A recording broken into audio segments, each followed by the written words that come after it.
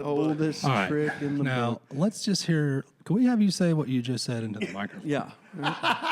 Because that's a good story that people should learn. That's a good trick to learn. We were just talking. We were talking about getting stuff out of our pockets so we don't look silly on camera with bulges in our pockets. And I said the first few times I played open mic, I was so nervous. Do I look at you, by the way? Whatever, man. Is it crazy? It's a conversation. We got like so many. You can look there. You can look there. The great thing about this is nobody's really watching, typically. Just like me and my performance at the open mic. But I was so nervous about performing that and I'm waving this around, that I wore jeans where I had a little hole and I pulled it open a little bit and I pulled my nutsack, my scrotum, the medical term, through the hole a little bit so that everyone would be looking at that and pointing and laughing and not really focusing on what I was doing as a musician and what I was saying or singing. That's an interesting technique, man. Whatever. It got me over the hump. Yeah. You know what? That's an interesting thing, dude. I played guitar and music, and since I was, I don't know, in 5th grade or something, I didn't play out of my bedroom until I was like 32. I was so Really?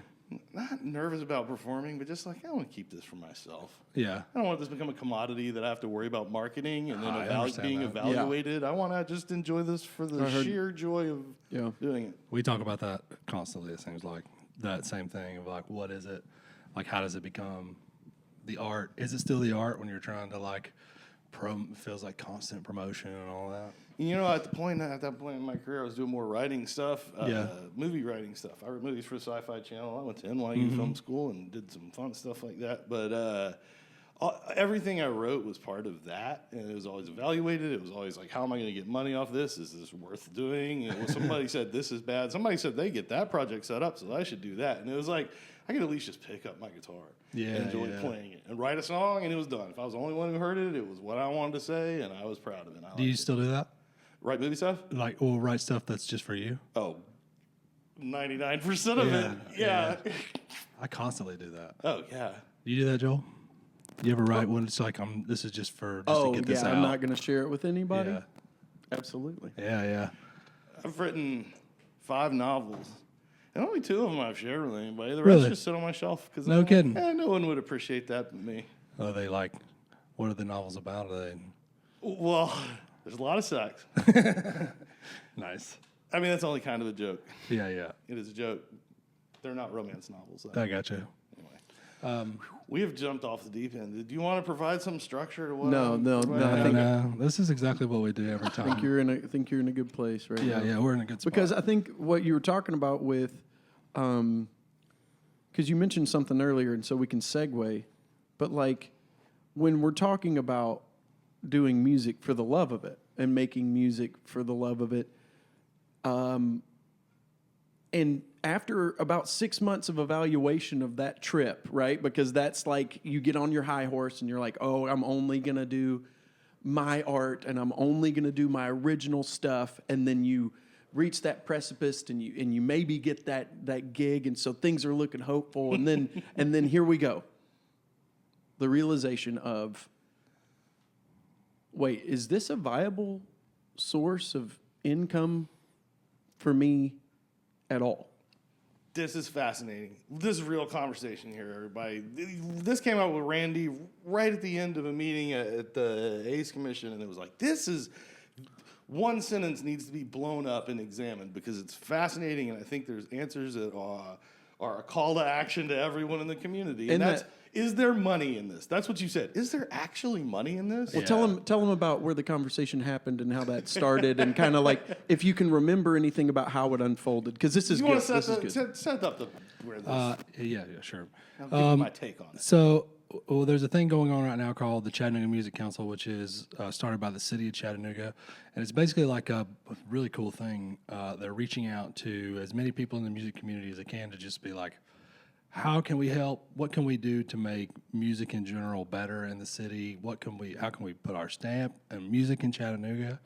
And I basically got brought in just because of IBMA. The first time I wasn't part of IBMA when they first had it, and I didn't get a phone call. But then, you get a phone call, you get a little organization behind it, got a phone call. But I'm just joking. But I didn't. it was just we've been doing these tabletop meetings, which is like it's pretty interesting because I'm very used to. I worked for city government for 25 years, so I'm very used to the way city government does these breakout meetings. And I was in leadership for like 15 years of that time, so these things I'm really used to doing. And it's really funny watching musicians sit down and do them because it's the antithesis of like what musicians typically do. Because when you're being creative, you're throwing everything up against the wall, and you do attach yourselves to your ideas. And so in these breakout meetings, you really have to just do the same thing, but you can't attach yourself to the ideas because there's so many ideas, and you just be like, we're just brainstorming. But musicians attach themselves to their ideas. So when somebody is like, that's a bad idea, they're like, ooh, I'm out of this group. That was me. I got thrown out of the group, though. I didn't want to be in that group anyway. But the conversation was, we all broke up into groups, and, the group I was in was about how do you sustain monetarily, is this, or how can you do it? Like, how do you make money, basically? Everything else was like, how do you book gigs, or how do you do this or that? How do we do education? And but that was just the question was like, is this even a thing anymore? Like, can you do that? Can you be a professional musician? It's funny to me because he's our great friend, and we know him well. But they're like Dan. They're really like Dan Pinson is like a great example of how you can do this, and I've known Dan for a long time, and it was like, you guys don't know how he used to live before, like he was living in a teeny tiny 1-bedroom apartment with all of his gear, just basically living in that thing. And that's how he was making it was by. When he went on record yesterday, he brought it up. He said that's the cheapest rent that Chattanooga had. Like at the time ever or since. Was that one up in that little hill? They called it Disgrace. Like a row of Disgrace Land is what they called it. Yeah. That was a smoking place. And I remember my friends who played music in LA, I was like, look, the key to making it is being able to have affordable rent, and my buddy's got affordable rent. Yeah. They can make it work with their gigs. But I mean, to me, that was the thing was that there was the gold standard was that they were like Dan Pinson pulled it off. Well, and it was like, well, I mean, what I love about when and because I tell Dan this too, I'm like, but there's only one example. Give me 10 examples, and then we can talk about how you can sustain yourself. Yeah, and it's a little unfair, really, in this kind of format because this is really a much larger, much bigger conversation. And that was just one small thing that I thought was funny. I didn't even bring that up. I just said that to myself. I thought it was funny because it's like we were really like he's living this lavish life because of his music. It's now he's making sacrifices. Like, no, making big time sacrifices. That's right. But this so this comes back to the point that I want to make. Is there money in this, right? Okay, so there's no record sales. You don't sell those after show. Nobody wants those. That's a waste of money. You could sell shirts, but they cost money to make. So half that money, 70% of it's eaten up in the production of it, and you share those shirts with so many people because they're going to want them, and somebody Venmo didn't work, and of course you're going to give it to them. Basically commercial. Anyway, streaming, we were talking about this. No money, right? The math is what? It's 0.001 of a penny, a thousandth of a penny per play. So, like, I was using this as an example of my friend the other day because I work at the wood shop a lot. The New Quintet sold out their show. It was wonderful. $25. So when you sell at the wood shop, I guess it's about 70 people. And I did the math on that, and I was like, okay, so they can do that show theoretically once a quarter. Probably a quarter, whenever. Yeah. Or you can get 500,000 streams for Spotify. And that's what they're going to equal out. So what's more realistic, that the New Quintet can like play a monthly show somewhere in Chattanooga and sell it out at 70 people to 100 people, or that they're going to get 500,000 streams every month, or that you're going to get half? We don't have that population in Chattanooga. It's got to come from elsewhere. So how are you finding that? Yeah. So streaming is completely off the table. What makes money when you talk about Dan Pinson? And obviously he's having to live a modest life and make those sacrifices for his art, but is performing live. That can't be taken away. That's still how we get paid. If we can charge a cover and people pay to come in and you can collect some tips, that's the only thing to me that's making money. And we talked about touring. Okay, well, if you're going to tour, that costs a bunch. You got to get at least one vehicle, 2 vehicles because you got equipment. If you got a drummer in the band, oh gosh, you need a whole armada. Drummers. Drummers.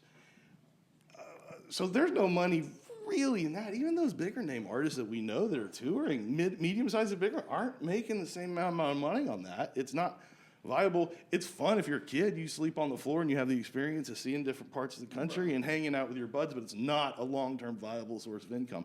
We talked about playing live, and it's specifically playing in your hometown. This is where our community can show up, and if we can cultivate a scene of people who support that at all these venues, that's real money. That's not 500,000 digital streams every month.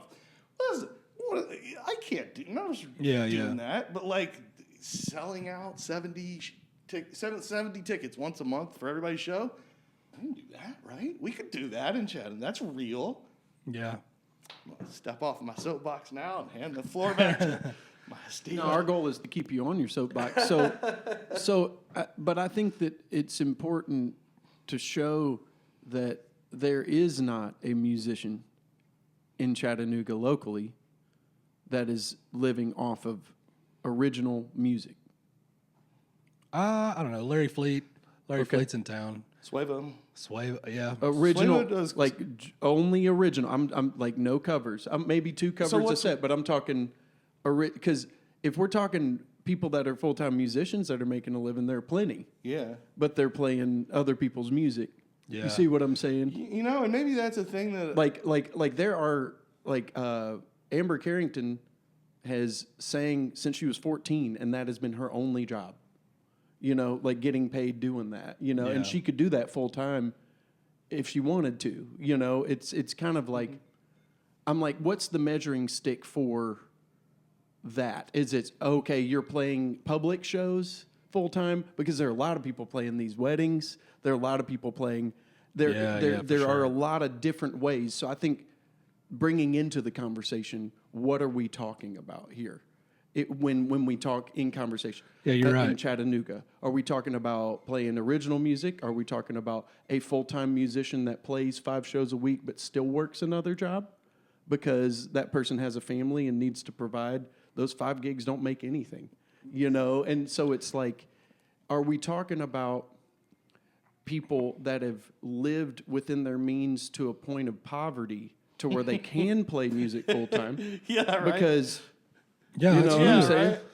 right. Like in poverty, or to where the point where I don't have, like, we're finding other ways to make money. And I love this topic because I believe that a very successful realtor in Nashville said, follow your dreams and they will take care of you. That's what he said. You know, he said the money takes care of itself. And I wish I wouldn't have listened to him because the money has not taken care of itself. But you know what I mean? In the sense of like, there's a lot of different avenues in this conversation. And can I be a full-time musician and a full-time artist selling burritos to the construction workers in the morning, you know, when I'm showing up to job sites? Can I be a full-time musician grabbing used couches off of Facebook Marketplace? What can we do, you know, and flipping those couches? Like, is there a way that I can still work within my own 9 to 5 as a musician? That's what I'm asking. Okay, You know? I don't have the answer to that. Like, that's a ton of money to make. Because I think, to make not just the struggling pauper. Like, I've done that too. I didn't have. Well, what have you done? Is what I'm asking. Okay, so you see what I'm here's- practical so, application of that. Finding something music adjacent and that involves your knowledge and your skill, but is also serving your community in some bigger way that can be fundable. I think, for instance, what Sam Menser is doing at the library, running that space, he's a musician, and running that studio is a job for a musician that requires a musician's knowledge and experience. And personally with me, like, I have background in a lot of different media stuff, and I've been making shows on volunteer basis for a couple of years for WUTC, and writing volunteer for the Pulse for a couple of years. Yeah, a long time. And then finding grant funding, making projects in those media sources that are about local music, but are also like filling a niche and serving a need in the community that grant money can support. And there's that, and then eventually got hired. So there's that. I'm teaching at UTC about radio from having made these radio shows. So there's that. So it's I talked to one of your students Friday. which one? I can't tell you. Okay, sweet. But I will tell you after the. Yeah. Oh, okay. I Yeah, no, that makes he was sense. he was enamored. He was enamored with you, and was just like, oh my goodness. And that's why I asked you personally, what do you do? You work the door at the wood shop. I work right? the door, and so I've got these gigs, which are nice gigs, but I still work the door. But at that's what I'm shows. talking Yeah, about. Like, dude. let's get practical. Like you are in the scene and you're making it better by doing these jobs that people are like, well, why is he doing that? Why would you need to? It's because he needs to pay his bills, but wants to be in his scene. You know, it's. I love playing music and I love playing shows, but how long can I talk about myself? How long can any artist every day wake up and post about themselves? I don't have the stomach for it personally, but no offense to anybody who's really good at doing that in this room. I feel attacked. Do you? Do you feel attacked, Sean? No, dude. But what I'm saying is, like, it's way easier for me to talk about how much I love Randy or how much I love Joel and make a radio show about that than it is for me to talk about myself all day. Right. So, like, following that as a passion, and also, like, it's fun to get to care about everybody's stuff in the community. If it's just me, Alex, the artist, I'm snobby, and I only like a very limited range of stuff that really appeals to me. If it's Alex, the guy who makes radio shows about his scene, it's like I pull those barriers off and I just get to appreciate everything and inhabit a way cooler, bigger space where I get more personally involved in people and come to appreciate their art for what it is. Blah, blah, blah, blah. What I'm saying is, what I think... find a way to diversify. You're not always going to get it for playing a show. You're certainly not going to get it for selling an album, but there's a role for music in your community in so many ways. Yes. Like teaching at the university with radio students or teaching lessons, which is the most common thing. You just got to diversify. You got to do a little bit of everything, you know? Yeah. And like I like to write those novels. I make more money on that as merch than anything. It only takes $2.50 to print, and I can sell it for $20. Perfect. That's way better than You gotta be smart. Yeah, that's a good idea. Money. I've been thinking about selling Randy Still blowtorches. I got a good deal on a pile of them. I just got to put my name on them. Yeah. Dude. That would be incredible. I can try to get a drone attachment where you can attach them to drones and just fly them around. Right? Oh my gosh! So like you're gonna complete this arc from like fire captain, good guy to bad guy, to arsonist, supervillain, worst arsonist ever. Yeah. Oh man. But what I love about what you said is that like when you focus on what you can do for your community, your gifts start to accentuate themselves. They start to come out and this is how I can help. So going back to, is there money in music? No, but there is community in music. And when you find that community, that is what can sustain your life. And that's where these jobs can come up. Emerson Birch, who's running Soundcore, who's stepped into kind of matching grant-wise, like fund half of my show for WTC is when I was asking his advice on how do I translate all the stuff I've done into income, and he was like, I was like, where am I finding this job? Like, I don't see. He's like, the job for you isn't posted on a job board. Right. It's going to be created for you because of what you're doing, and you've demonstrated the value. And I think that's a lesson for artists. Like, those jobs aren't posted online, and you're not going to apply for it. Mm-hmm.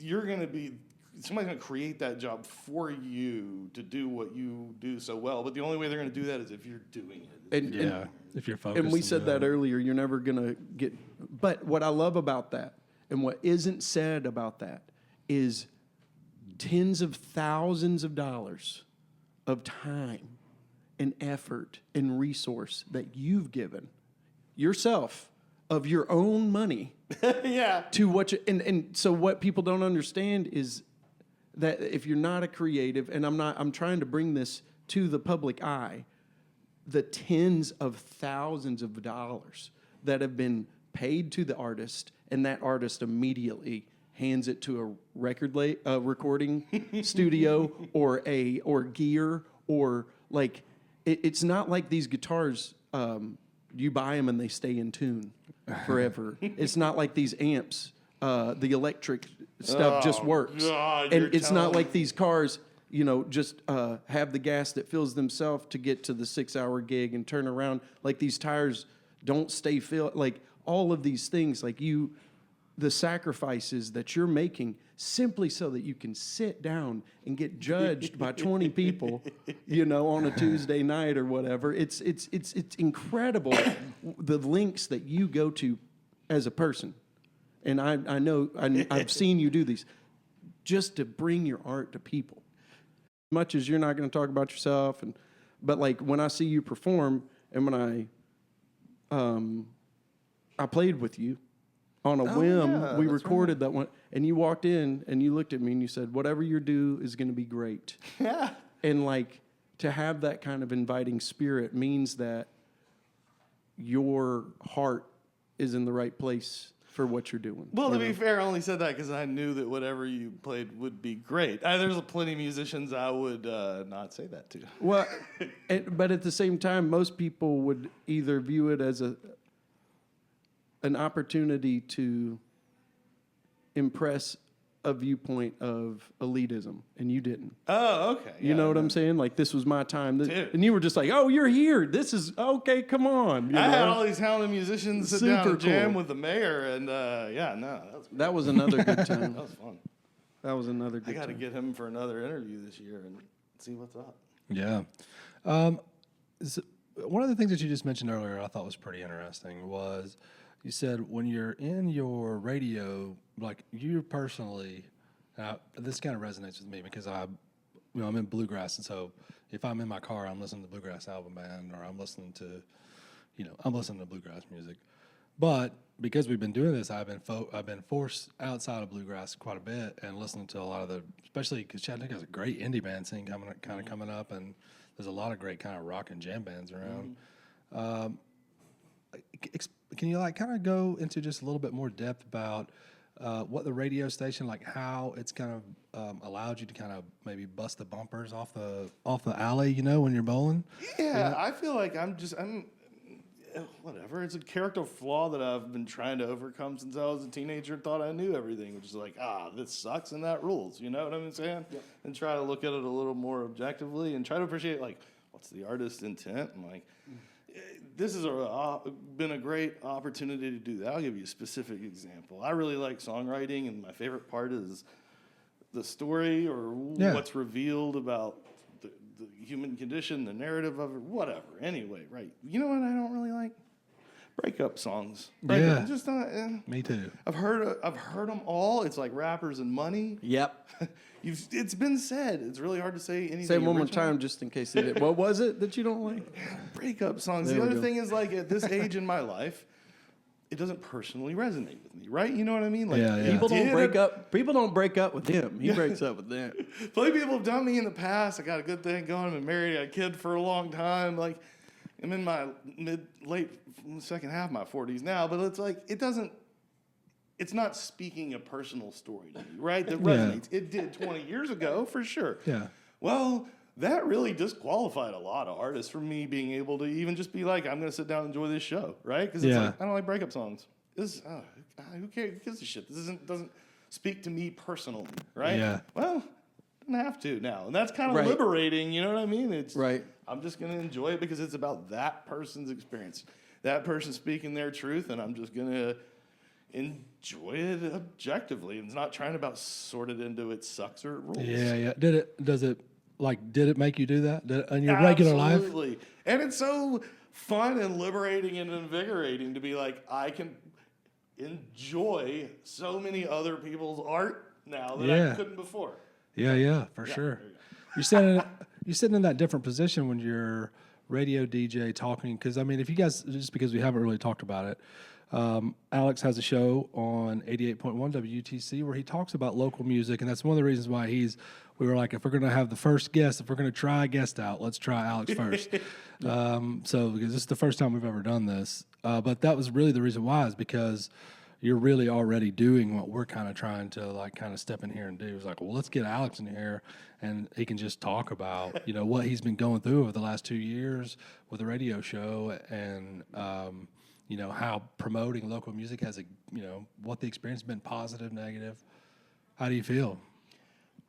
You know what? It's been really positive. I can say that now because it's opened doors to get paid for it, which is a big hang up, Yeah. making that move to being like, all right, look, I got to get paid. But like, and part of that is teaching now, and like, Yeah. that's been really fun. And I didn't plug this, but like on Friday, I'm gonna go to be part of a panel at the Southeastern Journalist Conference Nice. on local music journalism. And so like, that's a door that's opened, and who knows where that leads. And after the first year of doing it was really like figuring it out. Yeah. I was doing once a month. The second year of doing it was really getting good and like doing 2 hours a week. And then like the third year of doing it, like this is how it's starting. And I'm very excited to see where it goes and what can be open. I've found some long-term grant support. I've been hired. I'm teaching at the university and like these things. So That's like, amazing, dude. feels good. It's Yeah, nice. I'm that is so really, happy for really my great. wife who deserves to have her faith in me validated. right. in some No, way. that is exactly right. Yeah. I feel Hope that makes a clip so I could forward it to her. Yeah, it's shared by everyone in this room. It's just Yeah. like whenever you can succeed in your dreams, you look at those close to you, and you're just like, I promised it was. I was up to something. It didn't have to make sense, you know. Yeah. So I love when that happens, man. And to see the impact that you're already making. I mean, I met one of your students at the show Friday, and he was I'm gonna be in one of the projects that you have. Oh. Yeah. He's gonna do a little radio show spot, and he walked up to me and he was like, "They're asking us to do radio show spots for local musicians," and I was like, "I got you, I buddy. got You you. know, whatever we need to do." You know? This class I'm teaching at UTC, you're Yeah. not one of the students. They're producing a radio show. It has to be on a theme, but one of the segments has to be about a local musician. And the reason this is because the show is being taught in conjunction with the BBC and a program they have called Introducing that introduces up-and-coming, unsigned, independent artists to listeners across England. And so they have launched an American version of it, and it's being produced in Tennessee with Tennessee student cool. DJs. So all these students are producing a segment where they interview a local musician and they feature their music, talk about what they like about it, and then those segments get featured on the BBC nationally as like, here's what's happening musically in Chattanooga, Tennessee. So it's a really great opportunity for the musicians, obviously, but man, also for these students. Yeah, he 'cause didn't tell me that. They lit Hey, up. he just said we were just gonna do something for class. I don't think they're impressed by BBC by that. Yeah, for Well, real. I'll tell him. I'll let him know. Right there. Yeah. I was like, does anybody actually want to get selected for the show? And like two of them are like, me. And Yeah, the rest exactly. of them are like, oh, I guess. Right. So, right. but it's a really great opportunity. Also for the students, because I've been watching them, they're very passionate about their communication. that's what it- students yeah, taking yes. a radio class, and when they hear a local musician that fits in with what they like, they're like, wait, that's happening in Chattanooga? Yeah. I'm going to tell you what, everybody liked Gum. Holy cow, like 5 of those kids lit up when Gum played. I believe it. Yeah. Yeah. I Who believe else? Who else? What's some other bands that we that's on your radar right now that we should all be going to listen to whenever we get a chance? You know, Oh, man, there's so many. I know there's a ton, so you don't have to like go through a crap. Maybe just give us like 2 or 3. Okay. Don't even say off the top of your head, not your top 5. Yeah, that's but a good off one, the yeah. top of your head, just first 3 or 5. Okay, I'm going to give you a couple of new ones that I really like, but I also want to mention old artists. Because this is Yes. what I do on my show Yes. that I have loved, is finding old local musicians yeah. who weren't famous, but were like us in their time period. Yeah, and just yeah, cranking yeah. out music. Anyway, Joshua Cruz is a songwriter I really love in town. We did that show with him that one time Yep. at Barbershop. Yeah, He's great. a poet and is really unique. I'm gonna feel bad for people I forget, but Catherine Campbell's always at the top of my That's why I list. said. That's why I say top of your head, because it's not. We Yeah. can't quantify. For Kat sure. Campbell's great. I got a chance to see her play. She filled in for somebody, and I got a chance to see her play solo. What was it? It was during the Red Bank Porch Fest. That was Yeah. what it was. Man, great voice. She's fantastic. She's captivating. I love all that she does. It's fantastic. Dixon Blake Callahan, y'all know him. He plays Don't in a know bunch him. of bands around town. Signs Following, fantastic. What a great name. Signs Following. That's really cool. What kind of band is Signs Following? I would say he's got a deep voice by like the Silver Chews David Berman guy, and it's got that kind of indie vibe, but it's kind of like a alternative country kind of thing. Oh, that's cool. But a very spoken word thing. I think my favorite rapper is Baby Mother in town. Oh, yeah, but of She's course, yeah. fantastic. Although, did she move to Atlanta? I don't know. I really have only seen her with Kendora. Okay. So One of my students in class, I played Baby Mother, and she was like, "That's Baby Mother. She was my neighbor." And I was like, Wow, so cool. So cool. awesome. Oh, and as far as an older musician, Cortez Winky Greer. Have y'all heard of him? Cortez Winky Greer, I don't think He so. went to Howard, and he played in a band called the Cupids there, and then afterwards, he played in a band called the Lifters and the New Breeds. And What years are these? This would have been the 60s, I think, through the 70s. Okay, yeah. And then he had a independent record label of his own that produced Southern Soul, obviously a lot of his music. And so there's plenty of recordings. None of them are on Spotify, but you can find them on YouTube. His sister is Dorothy Greer, who's on a mural on the side of a building on MLK. You can find her down there. And this is what I love doing on my show, dude. I found his daughter is still alive and in Chattanooga. Oh, really? So I got in touch with her recently, and I'm going to interview her cool. and hopefully find a bunch Find of some more cool recordings stories to get to share. Yeah, yeah. That's cool, man. That's what I like about that, having a show and doing what you're doing, being an archivist too. That's so cool. Like being able to dig in the history of music and kind of like, even like figure out where your roots are coming from. And like, it makes it so personal. And I'm sure that really adds a lot of flavor to your music too. With that depth that you're getting, you know? It's so much more fun to hear the songs when you hear the stories behind it. Oh, just for like sure. with what I'm saying about these artists in town today. Where it's like, I like breakup songs, but I'm interested in you as a person. So I like yeah. Same thing. Once you hear the stories of these artists, oh man, it takes it to another level when you hear those songs. Oh, I'm much more a fan of the person than the music. When I'm into the person, for me comes first. Like I'll hear the person through it. And if they match what I'm hoping that message, you know, then I'm hook, line, and sinker, you know. So what I really like is you accent what's really truly important, and that's the artist intent, because sometimes that's lost in production, or sometimes that's lost in band members' input and stuff like that. So when you get the artist like just by themselves sitting in a room with you, you know, and especially with you, there ain't the ego. You know, you just burst the bubble of the ego when they walk through the door, and you're making them feel comfortable. And so that's just a really important thing, because when I'm into artists, I don't listen to their music. I listen to the interviews first. And then I'll check out the second or third album. So when I would write articles for the Pulse about local musicians, like I would never talk about the music, right? I would just sell you on the artist, tell their story. Because it's like once as you're a person, you'll check out the music. You'll decide in a second if you like it or not. But like making a connection like with the artist and the person is far more important. Well, and like if you're touching on lyrical content, I'm sorry, but that puts an artist on the spot where the lyrical content, that line might have come from when they were 5 years old, but today they're thinking something. Yeah. And so even their perception on their own art is different, you know? And so like what you're doing is you're accentuating the thing that doesn't change, right? Like you know what I'm saying? And I really like that. Let me ask you this. Don't you think, just within that same framework of where, you know, getting to know an artist before you actually hear their music is something that Joel does as an exercise. And, you know, for me, I typically will try to get to know an artist somewhat. Don't you think, though, that that's kind of what all this social media, look at me stuff is about? Is like, hey, this is me. This is what I'm doing. And that's kind of filling the exact same void or the exact same thing on just a different platform. Artist intent. Right? Yeah. I guess that's what really effective. I don't want to be on a camera.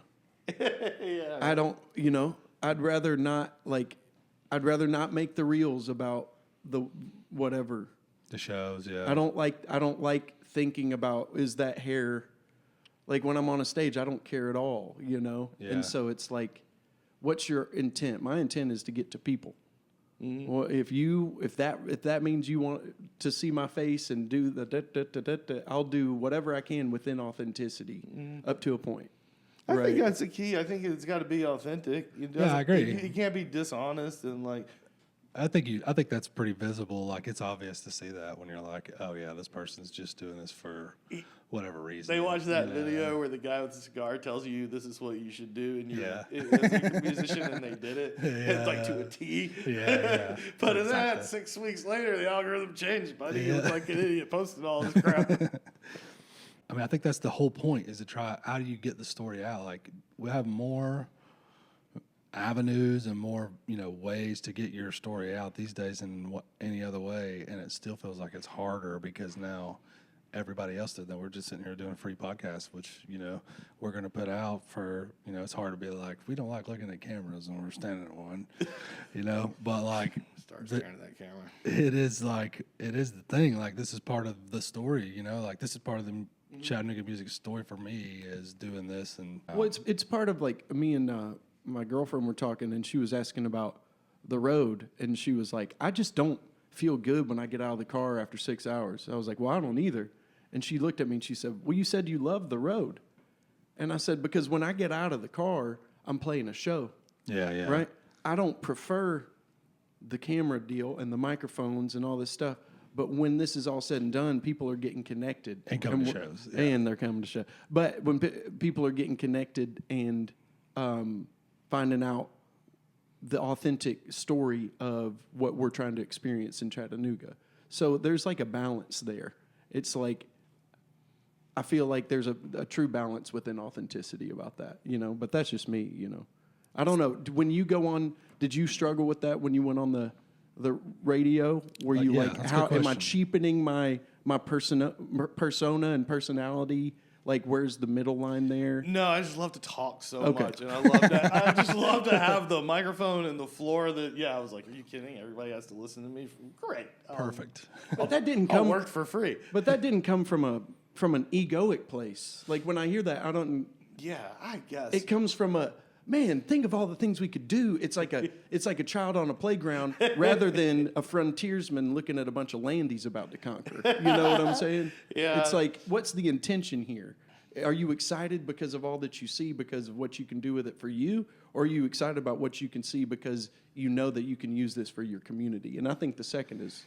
Yeah, well, I'm thrilled because I grew up here, and there weren't a ton of bands when I was in the 90s, and there weren't a lot of places you could go see shows, and so to see this many artists, and I just updated my local Chattanooga artist playlist with a whole bunch of new artists, and it's almost 10 hours long, and it's just one song per artist. Oh, wow. So, What? Yeah, and now these all aren't bands today. There's some bands from the past back in the and stuff, day, but yeah. also, honestly, a lot of the music from the past that I've listened to. 10 hours. Yeah, there's a ton.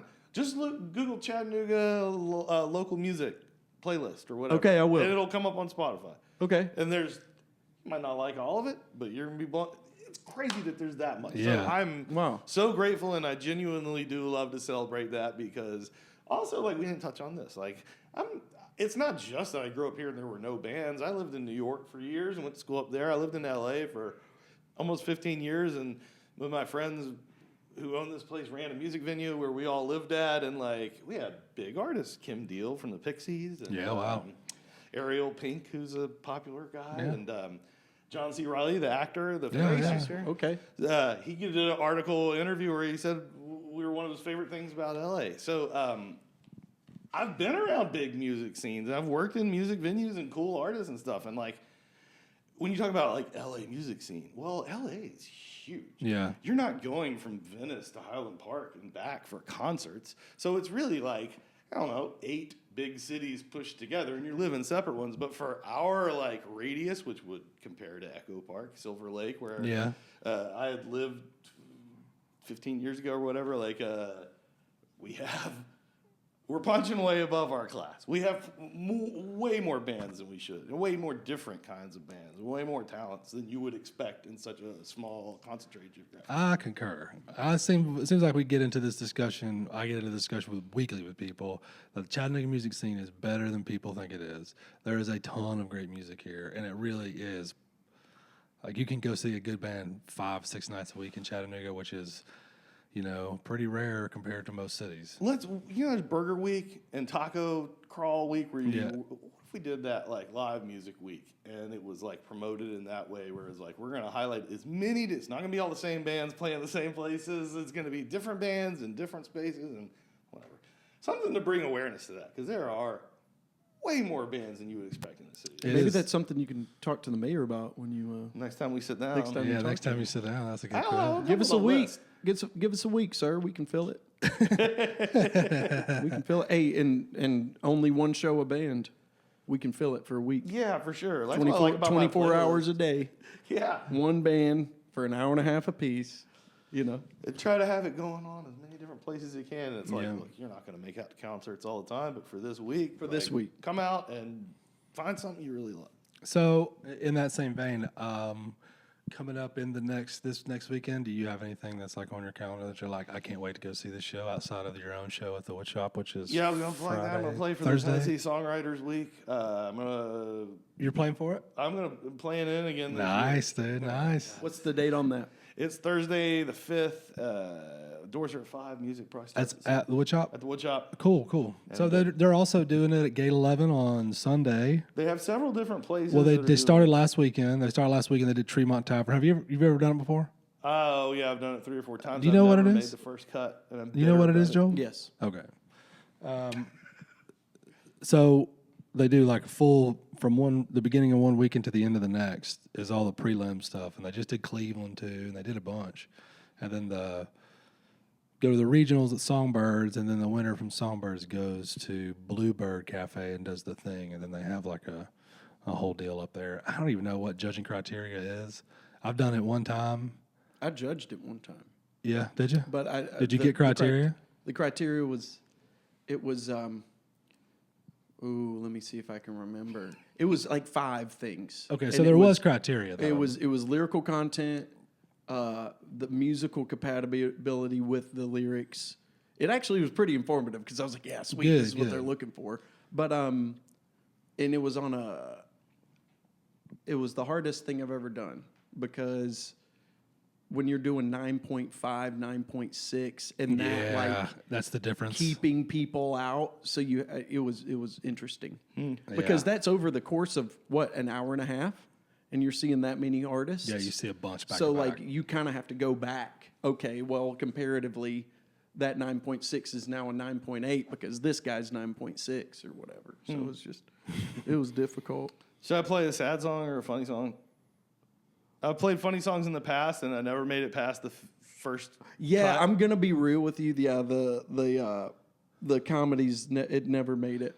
It never made it. That's some bullshit. It Right is there. some I know. bullshit right I there, actually dude. passed one guy that did comedy, and yeah, he was a chiropractor, and Josh. he wrote it for his back. Josh. Yeah, Oh, Josh. Josh Wheeler. Yeah, I bet Josh Wheeler. Oh, he's great. Yeah. Yeah, he's a great I- songwriter. I'm talking about that dude wrote a song for Shawnaroo. You remember Yeah, that? his Shawnaroo Dude, song was dope. The Shawnaroo Yeah. song was dope, Oh. man. That was great. It was insane, dude. If you want a jingle or anything, I'm surprised they didn't call him for the EPB. I mean, he's so good at jingles. I think there's probably due next year. I'm sure there'll be a. Yeah, I'll tell him. Be like, call him up. Here's my soapbox about comedy stuff. Please. You know Ginger Rogers and Fred Astaire and Ginger Rogers? Yeah. It's like, I had to do everything he did, but just Backwards, backwards yeah. and heels, right? That's how I feel about comedy. Yeah, it is. So You got to tell a story. You got to have characters. You got to have rhymes. You got to have allusions and alliteration. You got to have all the terms of poetry and storytelling. And you got to make people laugh. Yeah, Yep. yeah. Yep. The comedy to me is the final frontier of live music. It's like if you can do that, you can be the greatest improvisational musician of all time. Like There's that, few. There's just a very Dude, few who can really it's- do musical comedy really well. It's well, I'm saying like I'm so sorry. I should have been more specific. Getting off a stage with no guitar, on a stage with just a microphone, no music, Oh, yeah, that's nothing, tough, huh? and entertaining a crowd and making them laugh. And like that's something that musicians we take ourselves so seriously that we don't want. Like I noticed on Friday, some people started laughing to my in the crowd, and I got self conscious, and I was like, "Why am I Yeah, self conscious? I've laughed totally. at shows all the time," and I was like, "Oh, I'd be a terrible comedian." You know what I'm saying? Like because so mad respect to that medium. You know, I have what I'm that dialogue in my head. I'm playing, and like one person looks away for a split second, and I'm like, I suck. I'm a fraud. What the fuck am I It hadn't doing? happened in so long, but it was that one guy, that snicker. It was just the way I was like, he's probably laughing at something or whatever. Oh, okay. You said there was another thing you said. So that's the 5th, and then the wood shop on what was it, the 14th? Oh, yeah, okay. On the 14th at Cherry Street Tavern is their Okay. 5th anniversary. And Fifth? Cherry Street Tavern is a super dope place Yes. with lots of great local Yes. music and delicious cheeseburgers. Marty Bohannon, who was hosting open mics in Chattanooga when he was a teenager. Yeah. So Oh, I we're know like, that. this guy is a stalwart. Of I our don't. local Yeah, I music don't. I don't have enough positive things I can say about him. Oh, he's but, he's amazing. Thelma and the Sleaze is playing there. Y'all know them? Oh, yeah. They're from I've seen them play. Nashville. They She's crashed awesome. one of our shows one time. I'll tell you about that. They crashed one of our shows and they came in and they played like 30 minutes over before us because they were doing a run of 26 shows in a row. 26. I remember reading about that. And they took tip money for the dying baby pandas that were in their tour bus. Nice. They're pretty amazing. They're incredible, dude. They're I so took my good. nieces to see them one time at an all-ages show in Chattanooga, like outdoor Yeah. thing, and So we were on good. the front row, and like you just saw my nieces' faces, like, like this is possible. Like So everything good. that Yes. I'm seeing here, everything Yeah. is Right. possible here. Yeah. Thelma So and Sleaze that's is great. That's the 14th. That's the 14th. Okay, Those are cool. two things that I wanted. Man, that's awesome. We're at 49 here. Okay. So we got, and I'll probably end up cutting 5 to 10. All right. So Well, if you need another hour, we can start talking about Guns N' Roses.